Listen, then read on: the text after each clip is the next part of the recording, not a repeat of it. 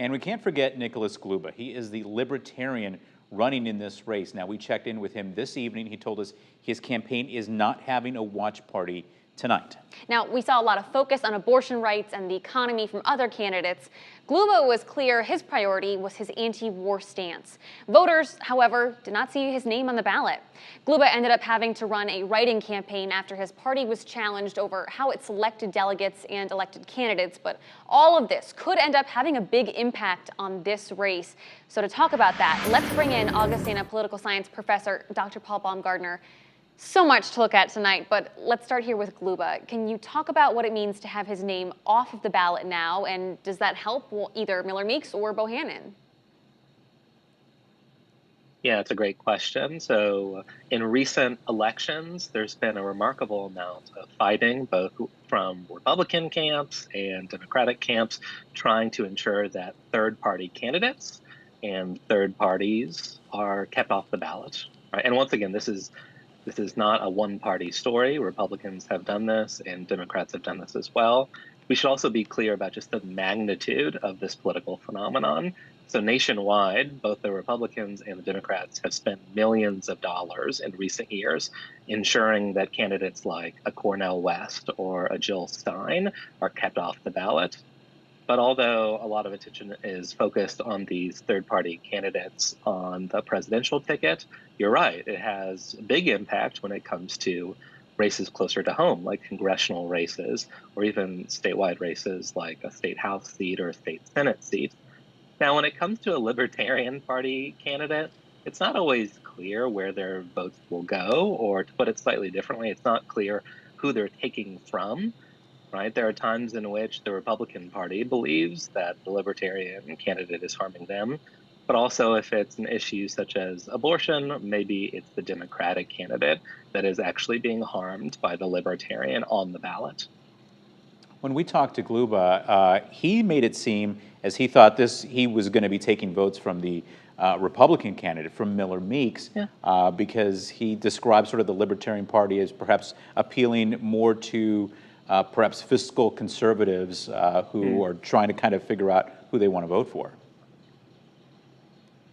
That's completely understandable. Now, we should be clear that there's been some shifts as it relates to economic policy between the Republican and Democratic parties over the past few years. If you were to tell me even 5 years ago, 10 years ago, that the Republican candidate for president was going to be railing against NAFTA and free trade agreements and advocating for mass tariffs, and had union leaders that were offering support for his candidacy, I would have been absolutely shocked.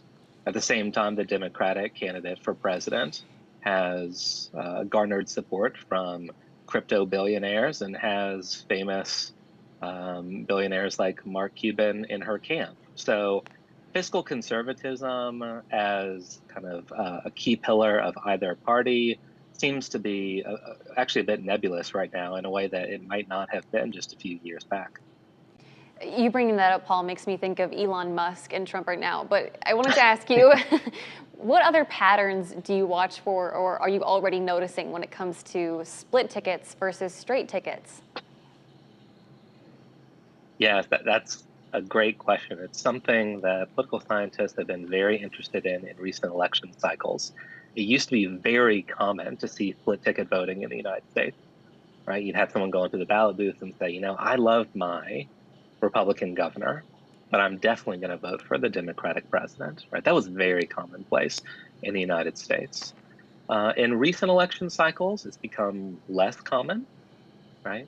Now, in this election, I think it's going to be really important that we watch where it happens, when it happens. Right? So just over the past few minutes, I've been looking at the numbers coming out of Iowa. Right? So right now, the vice presidential nominee for the Republican Party, J.D. Vance, is a sitting U.S. senator from Ohio. Right? Ohio has been called for Donald Trump already.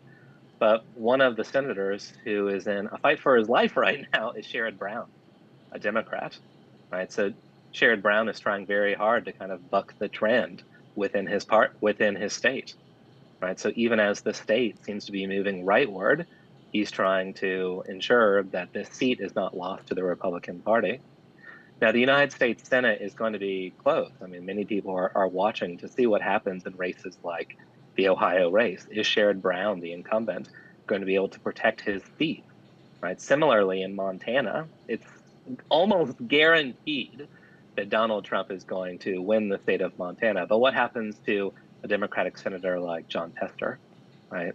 So each party is hoping for split ticket voting that benefits them. We'll see if any of these prayers get answered tonight. And what so far, as you've watched these numbers come in, has surprised you the most? So there's always going to be higher turnout in a presidential election cycle than in a midterm cycle, right? People are voting for the president, they're voting for senators and members of the House, but they're also voting for ballot measures, right? Things like referenda and initiatives. So even over the past few minutes, we've seen reporters comment about the importance of abortion rights for several of the candidates in these local races. Well, there are multiple ballot measures across the US right now that are being voted on pertaining to abortion.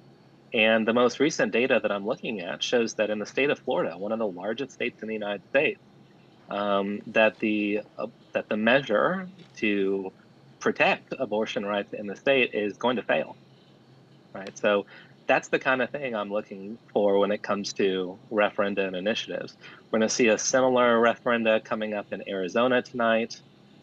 Is that going to fail as well? So Florida went for Donald Trump, and we also will see this abortion access initiative fall. Is Arizona going to go for Trump? What does that mean for the abortion measure that's on offer there? Those are the kind of things that we'll be looking for. Now, if I just want to add one tidbit, Florida, wow. I mean, this is one of those states that not so long ago was kind of the preeminent battleground state, right? And this is something that we should not forget, that battleground states can change sometimes quite rapidly. The state has already been called for Donald Trump. It is a pretty dyed-in-the-wool Republican state now. Just a few election cycles ago, it's razor thin. Who's going to win it, the Republican or the Democrat? Not so much the case nowadays. Paul, thank you so much for your insight. We'll make sure to check in with you later on tonight.